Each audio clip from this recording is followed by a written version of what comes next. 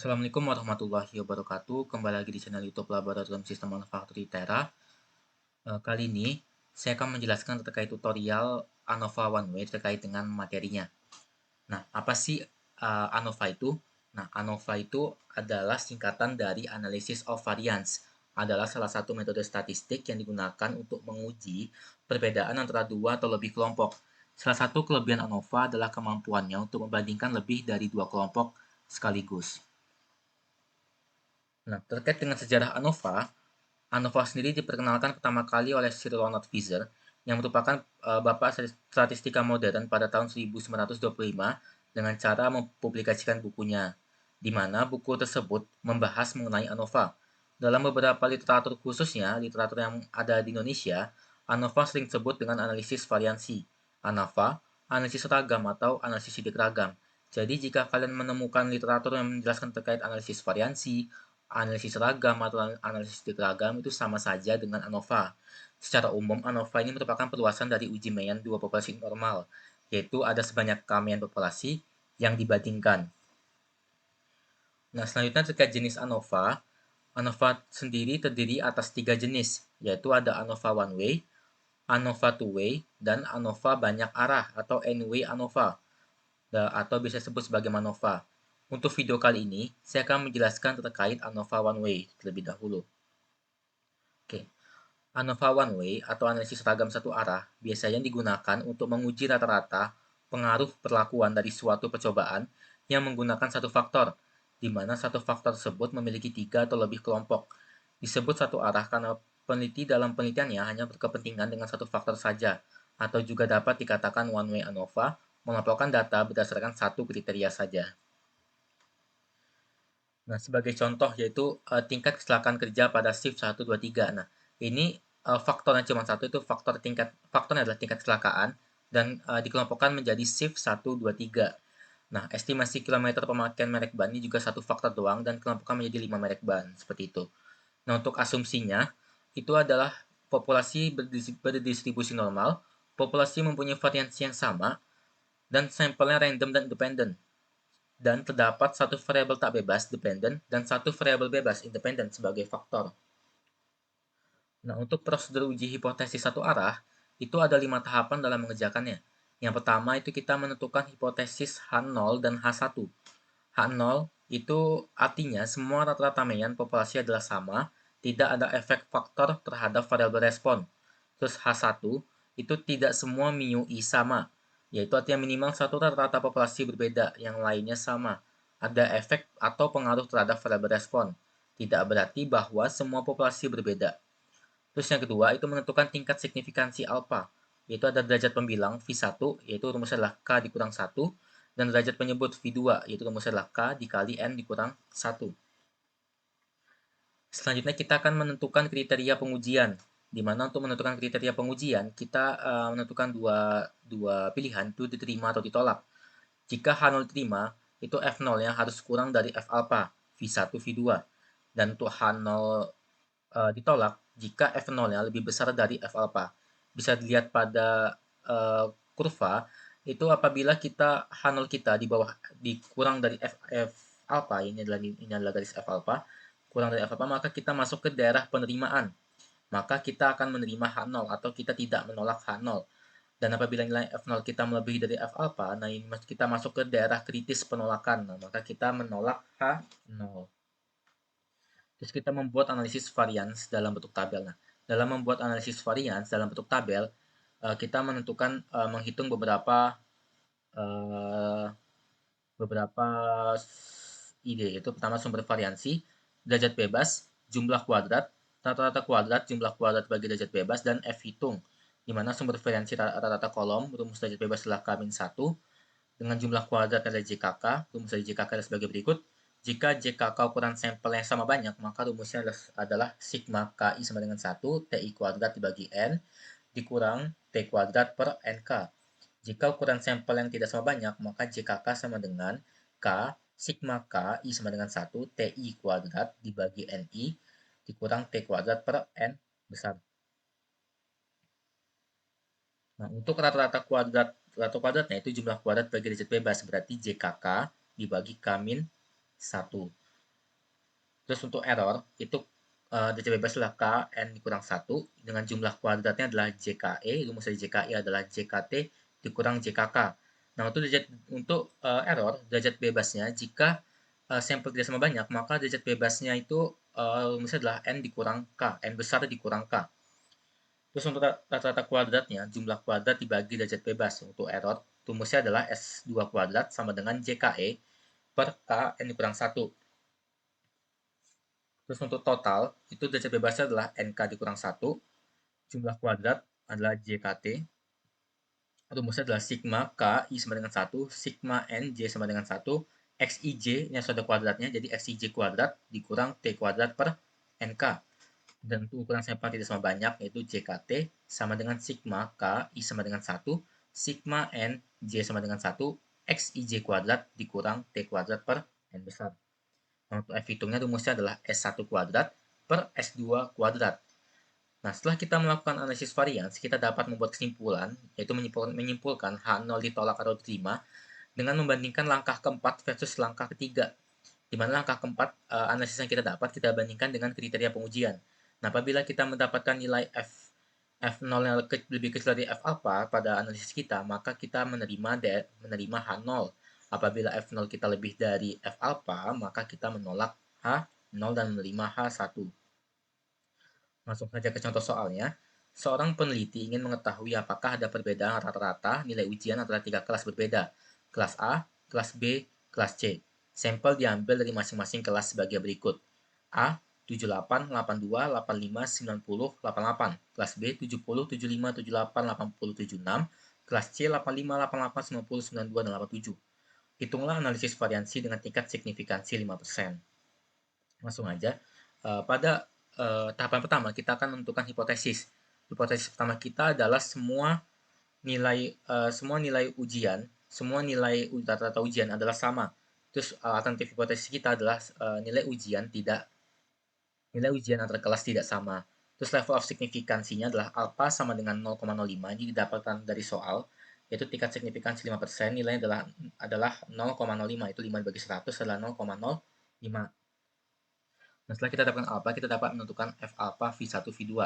F sama dengan 0,05, 2, 12. Nah, 2, 12 ini kita dapatkan dari nilai 2 ini kita dapatkan dari rumus ini. Kita kembali lagi ini, menentukan tingkat signifikasi. V1 kita dapatkan dari K dikurang 1. Dan V2 kita dapatkan dari K dalam kurung N dikurang 1. Nah, ini adalah hasil dari K dikurang 1, kolom dikurang 1. Kolom ada 3, 1, 2, 3. Berarti 3 dikurang 1 adalah 2. Dan ini kita dapat dari K, N dikurang 1. K-nya ada 3, 1, 2, 3. N-nya adalah 1, 2, 3, 4, 5. 5 dikurang 1 adalah 4. 3 dikali 4 adalah 12. Nah, kita dapatkan F 0,05, 2, 12. Selanjutnya ketiga adalah fase kriteria, di mana kita akan menolak hipotesis 0 apabila F-nya lebih besar dari 3,885. Nah, dari mana sih kita dapatin nilai F 3,885 ini? Nah, nilai F 3,885 ini kita dapatkan dari tabel F. Kita ke tabel F. Coba sebentar. Nah, kita perlu ingat nih, F-nya adalah di alpha 0,005 dan di kolom 2 baris 12. Kita ke tabel F lagi. Nah, untuk di tabel F, ini adalah tabel F dengan alpha 0,05. Sudah sama dengan punya kita. Dan kita cari kolom kedua di mana? Sini kolom kedua dan baris ke 12. Baris ke-12 adalah ini. Jadi kolom kedua baris ke-12 nilai adalah 3,885. Nah, jadi dapat kita nilai 3,885.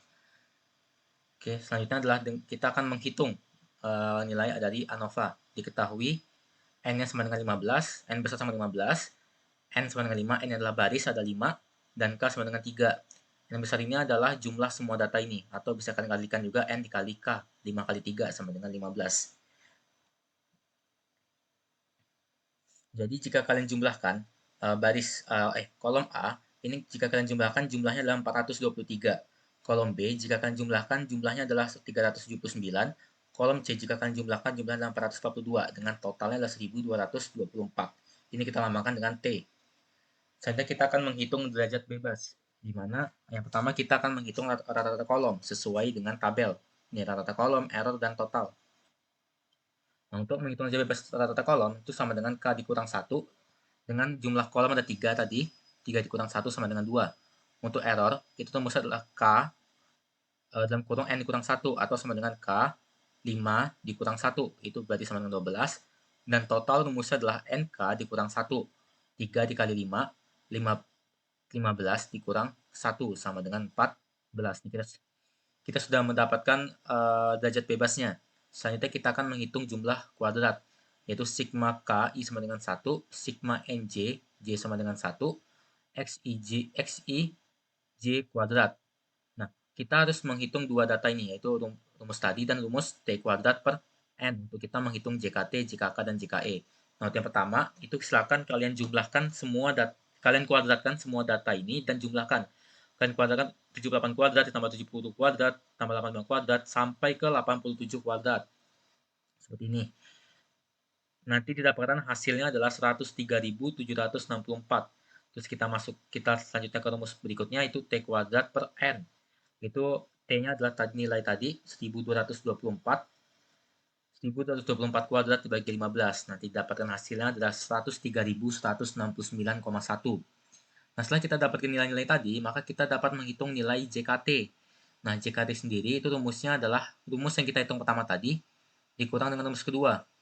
Nah, di mana pertama tadi kita dapatkan nilainya adalah 103.764 dikurang 103.169,1. Hasilnya adalah 594,9. Nah, untuk JKK, ini karena kolom, maka kita akan mengkuadratkan hasil dari tiap kolomnya. Ini, hasil dari A adalah 423, hasil dari B adalah 329, hasil dari C adalah 442. Nah, ketiga ini kita kuadratkan, lalu kita jumlahkan. Jadi 423 kuadrat, ditambah 379 kuadrat, ditambah 442 kuadrat, kita bagi dengan 5. 5 ini adalah nilai dari jumlah barisnya. Jadi,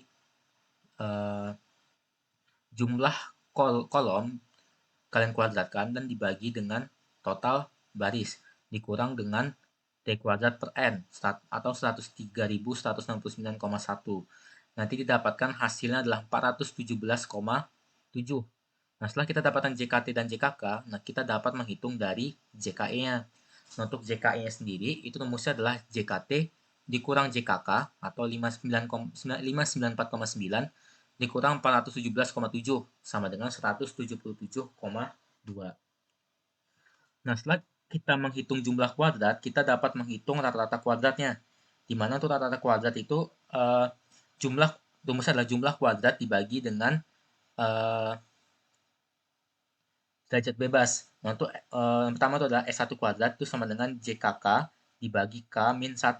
Karena pada kolom berarti kita jumlah kuadrat kolom dibagi dengan derajat bebas kolom, yaitu 2.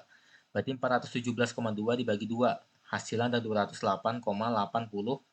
Nah, untuk S2 kuadrat itu adalah pada kolom JKE. Maka JKE kita cari 177,2 dan kita cari derajat bebas dari error adalah 12. Berarti 177,2 dibagi 12. Hasilnya adalah 14,76. Oke, selanjutnya kita akan menghitung F-hitung. F-hitung sendiri rumusnya adalah S1 kuadrat dibagi S2 kuadrat tadi. Dari hasil yang sudah kita hitung, yaitu 208,85 dibagi 14,76. Hasilnya adalah 14,14. Nah, setelah kita mendapatkan semua hasil itu, kita rapikan dalam bentuk tabel. Seperti ini, sumber variansi JKK, JKE, JKT, derajat bebas, 2, 12, 14, sampai nanti F-hitung 14,14. Nah, setelah kita dapatkan, kita akan menarik kesimpulan. Tingkat signifikansi uji kita adalah 5%.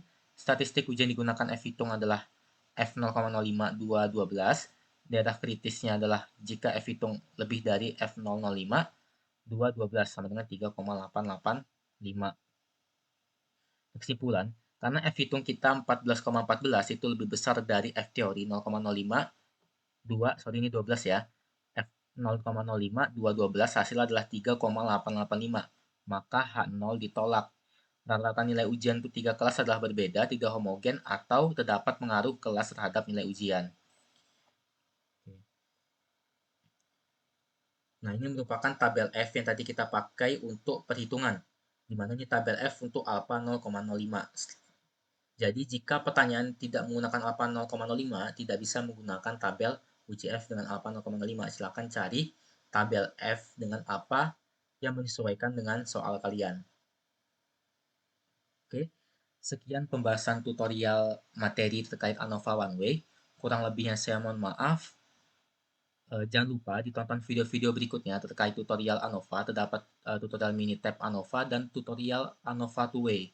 Silahkan ditonton dan dipelajari. Sampai jumpa di video selanjutnya. Bye-bye.